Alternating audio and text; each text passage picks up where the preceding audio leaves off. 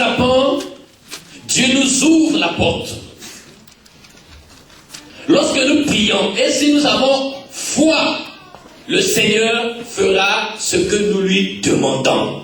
Il a dit, fais de l'Éternel tes délices, et il te donnera ce que ton cœur désire. Mais ce matin, quel est le désir de ton cœur? Vous savez, quelquefois, beaucoup d'enfants de Dieu ont beaucoup de désirs. On veut s'acheter des voitures, on veut s'acheter des appartements, on veut se marier, on veut même servir Dieu. Mais quelquefois nous oublions ce qui est essentiel pour la vie d'un enfant de Dieu. Bien-aimé, laisse-moi te dire que sans la révélation de Dieu, tu ne pourras pas servir Dieu. Sans la révélation de Dieu, tu ne pourras pas mener une vie chrétienne victorieuse. Sans la révélation de Dieu, il y a beaucoup de choses que tu ne pourras pas comprendre parce que tu n'as pas la révélation. Cette église s'appelle le Réma, c'est-à-dire une parole bien distincte, c'est-à-dire la révélation. C'est ce que ça veut dire. Le Réma veut dire la révélation dans un sens plus large. Mais tu es dans cette église qu'on appelle le Réma. Mais est-ce que tu es connecté au Réma? Est-ce que tu as reçu la révélation? Est-ce que tu es connecté à la pensée de Dieu? Voilà ce que j'aimerais te communiquer. Je ne sais pas si on dirait ce matin ou ce midi. Bon, tu choisis ce que tu veux. Alléluia. Amen. Mais avant de pouvoir voir qu'est-ce que c'est que la révélation, ou tout au moins quel sens est bien fait, il est quand même souhaitable que nous puissions chercher à comprendre ce que c'est que la révélation. Alors, si nous voyons dans le dictionnaire, on nous définit la révélation comme étant une expérience intérieure par laquelle on prend subitement conscience de quelque chose. Ouais, il y a quelque chose qui existe pour laquelle nous n'avons pas conscience. Et de manière subite, à notre intérieur, nous sommes conscients de l'existence de la chose. Et quand nous sommes conscients de l'existence d'une telle chose, on dira que nous avons la révélation de la chose. Donc par cette expérience intérieure, nous arrivons à découvrir, à connaître quelque chose qui jusque-là nous était inconnu. La Bible dit dans Jérémie 33, qu'invoque-moi et je te répondrai, et ainsi je te révélerai des choses cachées que tu n'as jamais connues. Donc le désir du Seigneur, c'est de nous révéler ce qui est caché. La Bible dit que notre vie est cachée en Jésus-Christ dans les lieux célestes. Mais il faut encore que tu arrives à découvrir où ta vie est cachée. La Bible dit qu'elle est cachée dans les lieux célestes. Il n'y a que le Saint-Esprit, il n'y a que Dieu qui soit capable de te révéler quel est ton état d'âme. Où est-ce que tu es? Parce qu'on peut penser être dans le ciel avec le Seigneur alors qu'on n'est pas là-bas. Alléluia. Amen.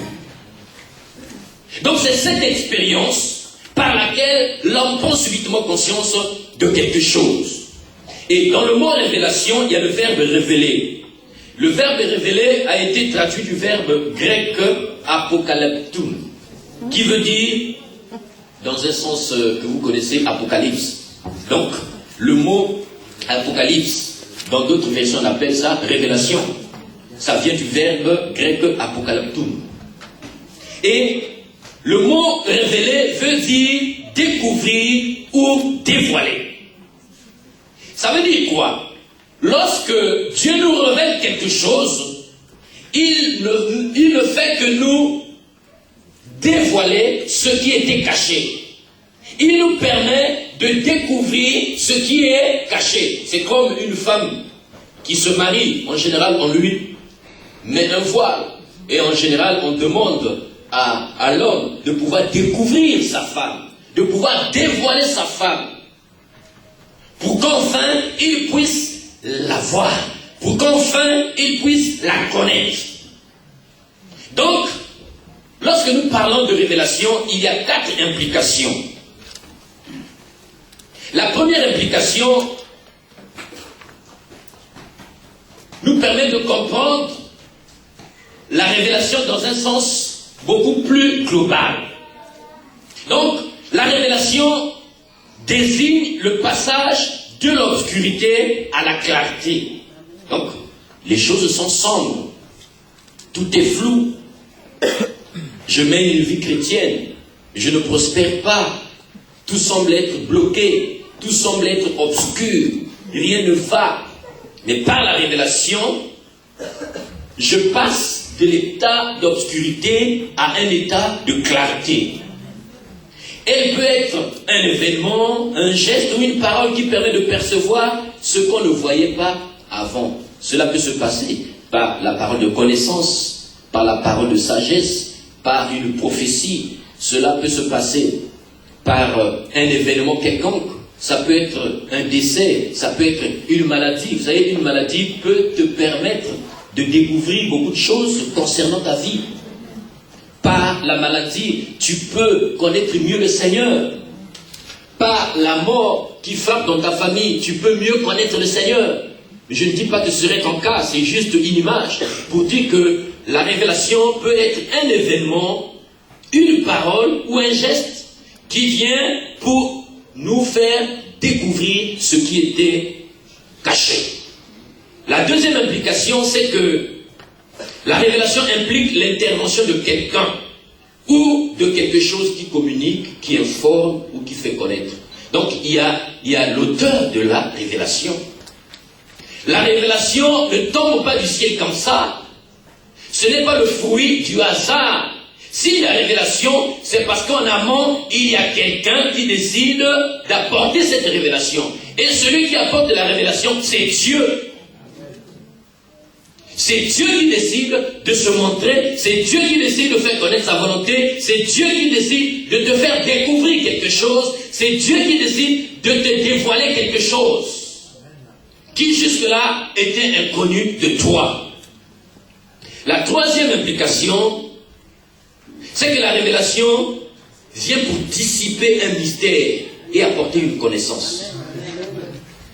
Si mon peuple est détruit, c'est parce qu'il manque la connaissance. Ça veut dire que si tu n'as pas la connaissance, mais tu es un homme mort ou une femme morte. Mais par la révélation, nous sortons de notre état d'ignorance et nous nous dirigeons vers le chemin de la connaissance. La révélation vient pour nous apporter la connaissance. Elle vient pour nous montrer les réalités et les vérités qui étaient ignorées. C'est cela le but de la révélation. La quatrième implication, c'est qu'il n'y a révélation que si quelqu'un se met à voir ou à savoir ce qui auparavant lui était obscur. Donc, si tu n'arrives pas à voir ce que tu ne pouvais